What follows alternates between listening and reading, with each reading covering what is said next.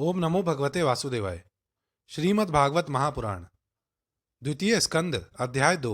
भगवान के स्थूल और सूक्ष्म रूपों की धारणा तथा क्रम मुक्ति और सदो मुक्ति का वर्णन। श्री सुखदेव जी कहते हैं, सृष्टि के प्रारंभ में ब्रह्मा जी ने इसी धारणा के द्वारा प्रसन्न हुए भगवान से वह सृष्टि विषयक स्मृति प्राप्त की थी जो पहले प्रलय काल में विलुप्त हो गई थी। इससे उनकी दृष्टि अमोघ और बुद्धि निश्चयात्मिका हो गई। तब उन्होंने इस जगत को वैसे ही रचा जैसा कि प्रलय के पहले था। वेदों की वर्णन शैली ही इस प्रकार की है कि लोगों की बुद्धि स्वर्ग आदि निरर्थक नामों के फेर में फंस जाती है। जीव वहां सुख की वासना में स्वप्न सा देखता हुआ भटकने लगता है, किंतु उन मायामय लोकों में कहीं भी उससे सच्चे सुख की प्राप्ति नहीं होती। इसलिए विद्वान पुरुष को चाहिए कि वह विविध नामों वाले पदार्थों से उतना ही व्यवहार करे जितना प्रयोजनीय हो। अपनी बुद्धि को उनकी निस्सारता के निश्चय से परिपूर्ण रखे और एक क्षण के लिए भी असावधान न हो। यदि संसार के पदार्थ प्रारब्धवश बिना परिश्रम के यूं ही मिल जाएं, तब उनके उपार्जन का परिश्रम व्यर्थ समझकर उनके लिए कोई प्रयत्न न करे। जब जमीन पर सोने से काम चल सकता है, तब पलंग के लिए प्रयत्न करने से क्या प्रयोजन। जब भुजाएं अपने को भगवान की कृपा से स्वयं ही मिली हुई हैं, तब तकियों की क्या आवश्यकता। जब अंजलि से काम चल सकता है, तब बहुत से बर्तन क्यों बटोरें। वृक्ष की छाल पहनकर या वस्त्रहीन रहकर भी यदि जीवन धारण किया जा सकता है, तो वस्त्रों की क्या आवश्यकता। पहनने को क्या रास्तों में चिथड़े नहीं है। भूख लगने पर दूसरों के लिए ही शरीर धारण करने वाले वृक्ष या फल फूल की भिक्षा नहीं देते। जल चाहने वालों के लिए नदियां क्या बिल्कुल सूख गई हैं। रहने के लिए क्या पहाड़ों की गुफाएं बंद कर दी गई हैं। अरे भाई, सब न सही, क्या भगवान भी अपने शरणागतों की रक्षा नहीं करते। ऐसी स्थिति में बुद्धिमान लोग भी धन के नशे में चूर घमंडी धनियों की चापलूसी क्यों करते हैं।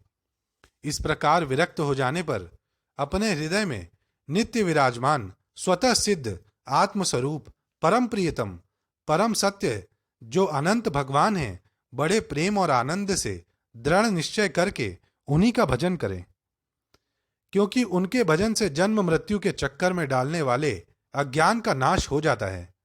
पशुओं की बात तो अलग है, परंतु मनुष्यों में भला ऐसा कौन है जो लोगों को इस संसार रूप वैतरणी नदी में गिरकर अपने कर्म जन्य दुखों को भोगते हुए देखकर भी भगवान का मंगल में चिंतन नहीं करेगा।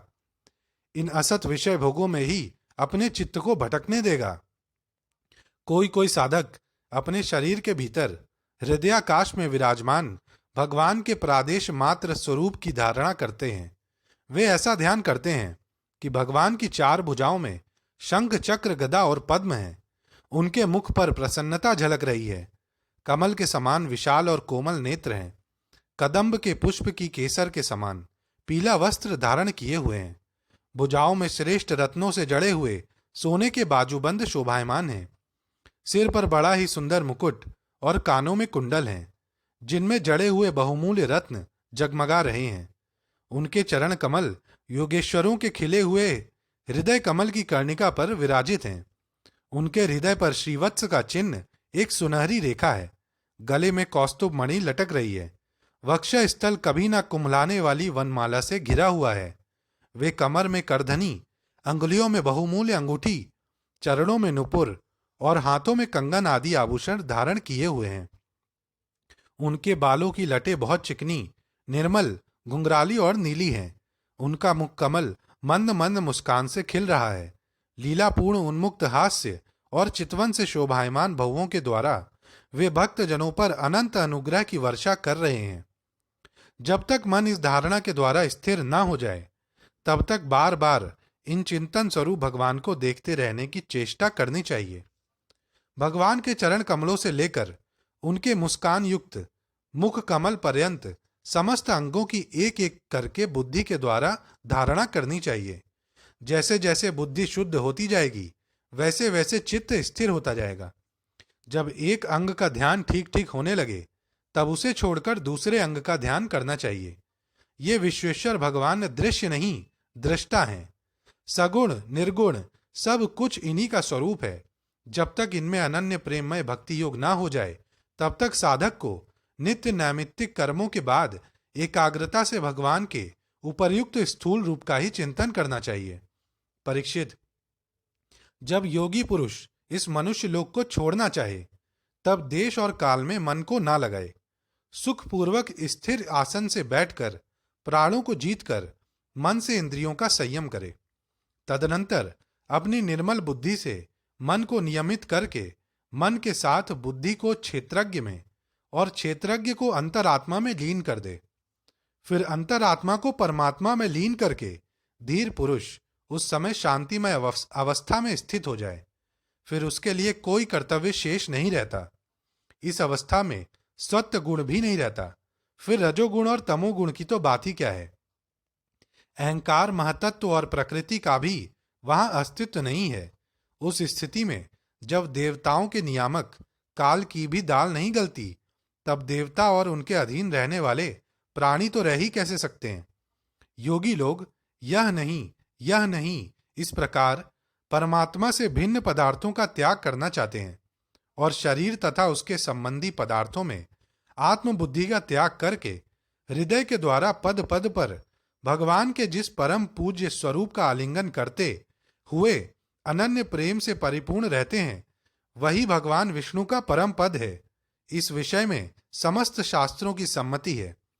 ज्ञान दृष्टि के बल से जिसके चित्त की वासना नष्ट हो गई है, उस ब्रह्मनिष्ठ योगी को इस प्रकार अपने शरीर का त्याग करना चाहिए। पहले एड़ी से अपनी गुदा को दबाकर स्थिर हो जाए और तब बिना घबराहट के प्राणवायु को षट चक्र भेदन की रीति से ऊपर ले जाए। मनस्वी योगी को चाहिए कि नाभि चक्र मणिपूरक में स्थित वायु को हृदय चक्र अनाहत में, वहां से उदान वायु के द्वारा वक्ष स्थल के ऊपर विशुद्ध चक्र में, फिर उस वायु को धीरे धीरे तालु मूल में विशुद्ध चक्र के अग्रभाग में चढ़ा दे। तदनंतर 2 आंख, 2 कान, 2 नासा छिद्र और मुख, इन 7 छिद्रों को रोककर उस तालु मूल में स्थित वायु को भवों के बीच आज्ञा चक्र में ले जाए।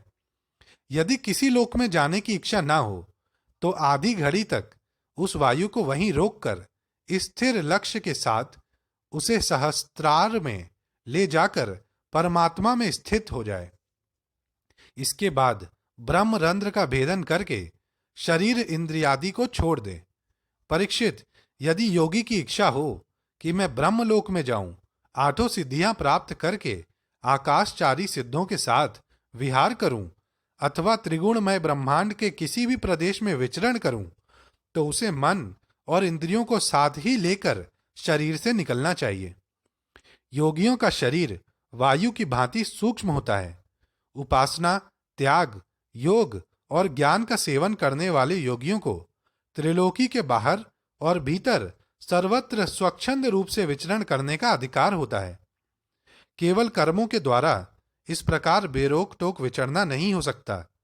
परीक्षित, योगी ज्योतिर्मय मार्ग सुषुम्ना के द्वारा जब ब्रह्मलोक के लिए प्रस्थान करता है, तब पहले वह आकाश मार्ग से अग्निलोक में जाता है।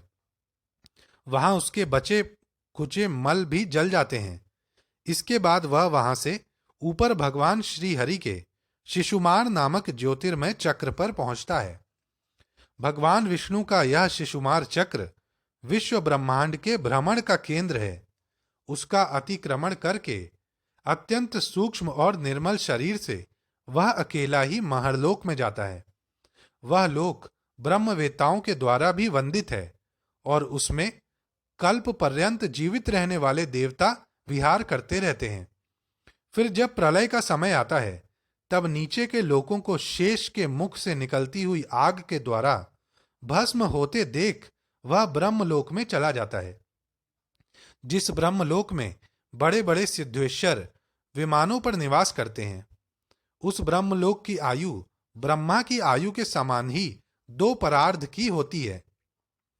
वहां न शोक है, न दुख, न बुढ़ापा है, न मृत्यु। फिर वहां किसी प्रकार का उद्वेग या भय तो हो ही कैसे सकता है।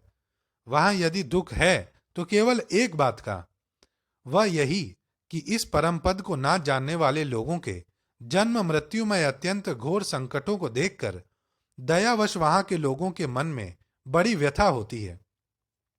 सत्यलोक में पहुंचने के पश्चात वह योगी निर्भय होकर अपने सूक्ष्म शरीर को पृथ्वी से मिला देता है और फिर उतावली न करते हुए 7 आवरणों का भेदन करता है। पृथ्वी रूप से जल को और जल रूप से अग्निमय आवरणों को प्राप्त होकर वह ज्योति रूप से वायु रूप आवरण में आ जाता है और वहां से समय पर ब्रह्मा की अनंतता का बोध कराने वाले आकाश आवरणों को प्राप्त करता है। इस प्रकार स्थूल आवरणों को पार करते समय उसकी इंद्रियां भी अपने सूक्ष्म अधिष्ठान में लीन होती जाती हैं।